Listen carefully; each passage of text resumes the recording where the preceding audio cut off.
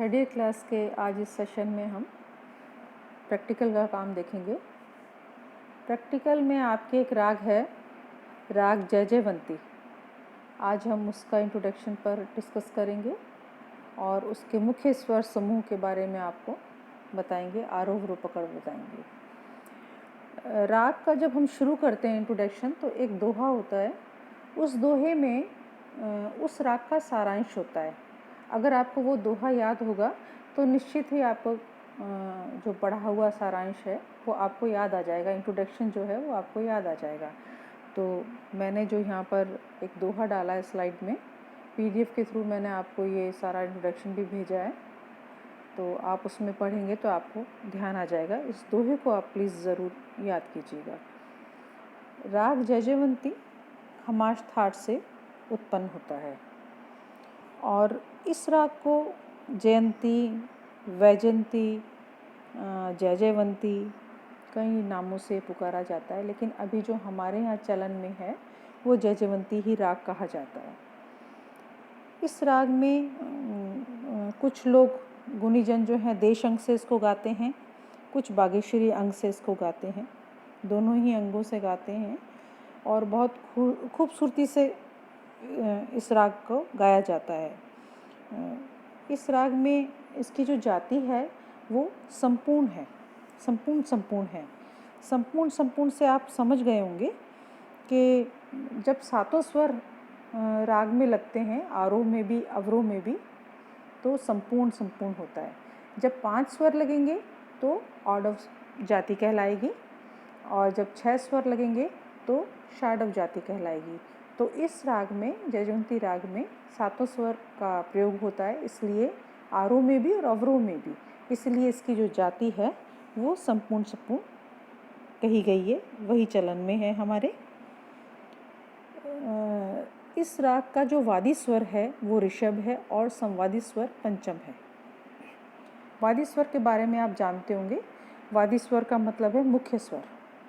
किसी भी राग का मुख्य स्वर जिस पर बार बार न्यास किया जाए, बार बार ठहराव किया जाए, वो उसका वादी स्वर होता है। उसकी बहुत इम्पॉर्टेंस होती है राग में, और उससे जो कम इम्पॉर्टेंस जिसकी होती है वो संवादी स्वर के नाम से जाना जाता है। तो जो वादी स्वर है वो इसका ऋषभ है और संवादी स्वर जो है वो पंचम है, यानी पा है। इसमें जो रे का प्रयोग है, यानी ऋषभ का जो प्रयोग है वो बहुत ही विचित्र ढंग से और मनोरंजनकारी होता है, चित्त को अच्छा लगता है। जैसे धनी रे, प रे, रेगर, ऐसा मतलब रे का बहुत प्रयोग किया गया है और बहुत अच्छा प्रयोग किया गया है। अभी मैं आपको आरोह अवरोह पकड़ और के माध्यम से गा के भी बताऊंगी। इस राग का जो गायन समय है वो रात्रि का द्वितीय पहर है।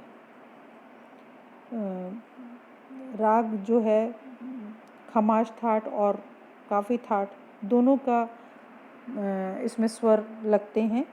तो जो शुद्ध गंधार है वो खमाज ठाट और जो तीव्र गंधार है वो काफ़ी ठाट का परिचायक है।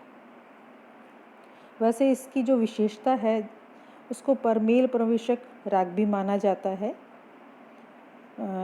इसे गाने के बाद गायकों को काफ़ी ठाट के जो रात्रि गेय जो रागों का आरंभ करना होता है वो बहुत ही सुविधाजनक प्रतीत होता है, लगता है। इस राग का जो चलन है वो तीनों सप्तकों में है, मंद्र में भी, मध्य में भी और तार सप्तक में भी। तीनों ही सप्तकों में इसका चलन बहुत ही अच्छा है। इसकी राग की जो प्रकृति है वो गंभीर है। शास्त्रीय गायन में इस राग को जब गाते हैं तो उसमें बड़ा ख्याल भी गाते हैं, ध्रुपद, धमार, छोटा ख्याल गाया जाता है। इसकी जो प्रकृति है, संप्रकृति जो राग है वो देश राग है। देश राग आप लोगों ने सीखी होगी सेकेंड ईयर में, तो आपको थोड़ा बहुत ध्यान भी होगा। तो उस अंग से जब गाते हैं तो बहुत ही अच्छा लगता है, बागेश्वरी अंग का भी अच्छा लगता है। तो मैं अभी आपको इस राग के आरोह अवरोह पकड़ गा के बताती हूँ।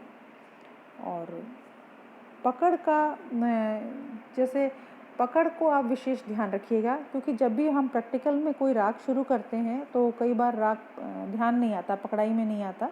तो आप अगर पकड़ अच्छे से गा लेते हैं तो राग आपके पकड़ में आ जाएगा। पकड़ में एक स्वरों का ऐसा समूह होता है जिससे राग हमें जल्दी पहचान में आ जाता है, जल्दी याद आ जाता है। तो मेरा कहना यही है कि आप पकड़ पर बहुत थोड़ा सा विशेष ध्यान रखें। हम पहले इसके आरोह अवरोह पकड़ लेते हैं।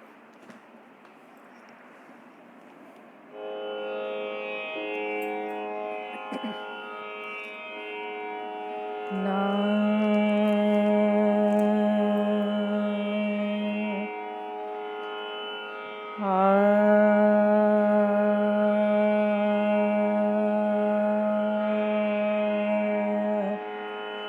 सा रे रे रे गा रे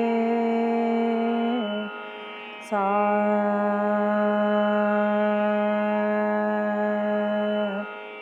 अब इसमें रेगा रेसा जो गाया है वो गंधार कोमल है, इस पे ध्यान दीजिएगा, क्योंकि इसमें इस राग में दोनों गंधार हैं और दोनों निषाद हैं।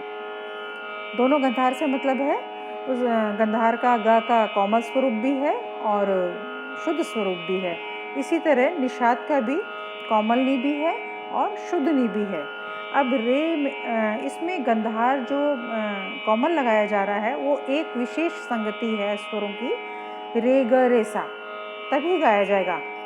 लेकिन जब हम रेगा मापा जाएंगे यानी आरोह में जब हम जाएंगे आगे, तो वो गंधार जो है वो शुद्ध है। इस चीज़ को आप थोड़ा सा देखो। सा रे रे रे रे गा रे सा, ये गंधार कोमल है। रे गा रे सा ने दा पा रे। पारे की जो संगति है यानी मध्य सप्तक का रे और मंद्र सप्तक का पंचम, ये संगति बार बार आती है और इसका रागवाचक स्वर समूह है जिससे राग हमें पहचान में भी आती है। सा ने दा पा रे, ये जो पा रे है ये इसका मुख्य स्वर है। रे गा मा पा, ये जो गा गाया है ये शुद्ध है। पा रे गा मा पा, ये शुद्ध है गंधार। अब पा से जो नी जाएंगे इसमें आप देख रहे होंगे कोई निशान नहीं लगा हुआ, वो नी शुद्ध है। जिसमें आड़ी लकीर लगी है वो कोमल स्वर है और जिसमें कोई निशान नहीं है वो शुद्ध स्वर है। सा रे रे रे गा रे सा ने दा पा रे गा मा पा नी सा, ये जो नी है ये शुद्ध है। नी सा सा नी दा पा, ये नी कोमल है। सा नी दा पा धा मा रे गा रे सा। वापिस जब हमने रेगा रेसा की जो संगति ली है उसमें गंधार कोमल ही है। सा ने धा पा, एक चीज धा मा रे गा रे सा, ये गंधार कोमल। रे गा रे सा ने दा पा रे, ये पकड़। अब मैं आरोह अवरोह और पकड़ तीनों आपको गा के बताती हूँ। सा रे रे रे ग रे सा नि द प रे ग म प नि सा सा नि द प ध म रे ग रे सा रे ग रे सा नि द प रे। ये हुआ आरोह अवरोह पकड़।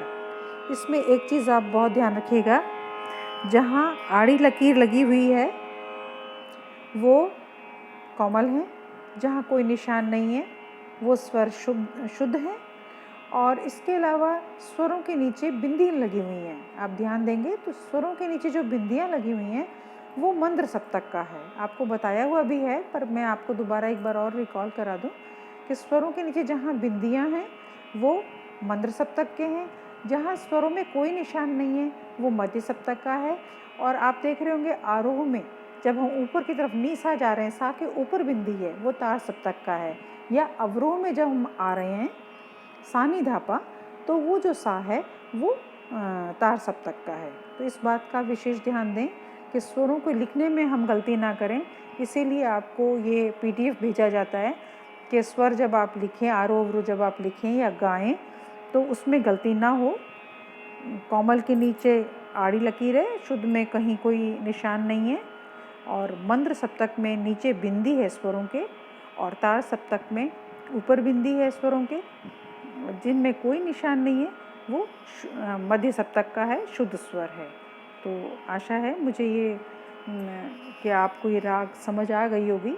थोड़ी सी डिफ़िकल्ट है ये राग, वक्री है, इसका जो चलन है वो वक्री है, तो थोड़ा सा आप ध्यान दीजिएगा, आपको मेरे ख्याल समझ में आ जाएगा। Thank you.